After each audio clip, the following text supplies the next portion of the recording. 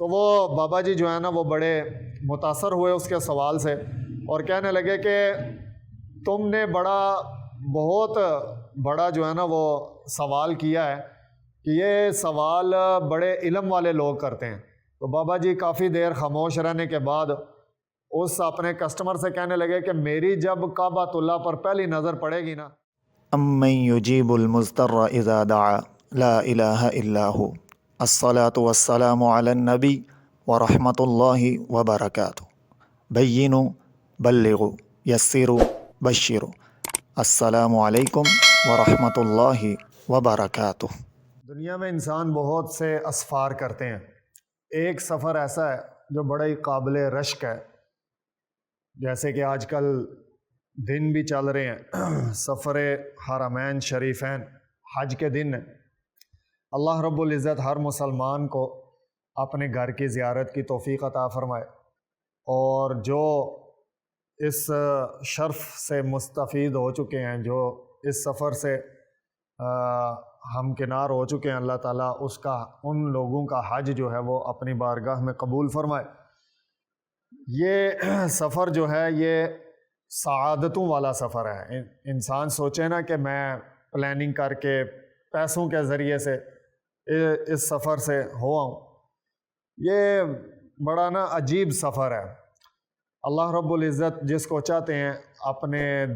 اپنے گھر کی زیارت کی توفیق عطا فرماتے ہیں۔ بہت سارے ایسے ہیں کہ جو ہفتے میں یعنی ہر جمعہ جو ہے وہ مسجد نبوی میں ادا کرتے ہیں، بیت اللہ میں ادا کرتے ہیں، اور بہت سارے ایسے ہیں کہ جن کے پاس مال و دولت بہت زیادہ ہے، لیکن وہ بیچارے پلان ہی کر رہے ہیں کہ جی کل جائیں گے، اگلے سال چلیں گے، وغیرہ وغیرہ۔ بہرحال تو یہ میں بات یہ کر رہا تھا کہ یہ سفر سعادت پر مبنی ہے۔ امیر غریب اس سے ماوراء ہے، یعنی امیر چلا جائے گا، غریب رہ جائے گا۔ اکثر دیکھا گیا ہے کہ بڑے پرسان حال لوگ مالی اعتبار سے یا کاروباری اعتبار سے بڑے غریب ہیں، لیکن اس کے باوجود اللہ رب العزت ان کو اپنے گھر بلاتے ہیں اور اپنے حبیب کے گھر کی زیارت کی توفیق عطا فرماتے ہیں۔ وہ بڑا ایک عجیب واقعہ ہے نا کہ ایک ٹھیلے والا تھا جو بھی اس کے پاس جاتا چاول چنے وغیرہ کھاتے، اس سے حال احوال پوچھتے، اس سے پوچھتے کہ تمہاری کیا کوئی وش، تمہاری کیا خواہش ہے؟ تو وہ کہتا جی بس میرے لیے دعا کریں۔ پنجابی تھا تو پنجابی میں کہتا تھا کہ جی میرے واسطے دعا کرو، سونا اپنا تے اپنے حبیب دا کار وہائے۔ تو ایک آدمی اس کا جو ہے نا وہ ڈیلی کا کسٹمر تھا، وہ اکثر اس کے پاس آتا جاتا تھا۔ ایک دن وہ اس کے پاس گیا تو وہ بڑی خوشی سے اس کو کہنے لگا کہ جی اللہ تعالیٰ نے آپ کی دعائیں قبول کی ہیں، تو پرسوں میری فلائٹ ہے، پرسوں میں جا رہا ہوں۔ اب وہ کسٹمر جو تھا وہ بھی تھوڑا دیندار تھا، تو اس نے کہا کہ بابا جی آپ جا رہے ہیں تو سنا ہے اور حقیقت بھی یہی ہے کہ کعبۃ اللہ پر جب پہلی نظر پڑے تو اللہ تعالیٰ دعا قبول فرماتے ہیں۔ آپ کیا دعا کریں گے جب آپ کی پہلی نظر جو ہے وہ کعبۃ اللہ پر پڑے گی؟ اور یہ ایک عجیب معاملہ ہے، بندہ جو ہے نا وہ بڑا سوچتا ہے کہ جب میری کعبۃ اللہ پر پہلی نظر پڑے گی تو میں یہ بھی دعا مانگوں گا، ایسے دعا مانگوں گا، بڑی لمبی چوڑی لسٹ انسان نے بنائی ہوتی ہے۔ لیکن عجیب اس وجہ سے ہے کہ جب کعبۃ اللہ پر پہلی نظر پڑتی ہے نا تو پھر انسان کے ذہن و خیال کے اندر وہ دعائیں وہ سب ختم ہو جاتی ہیں،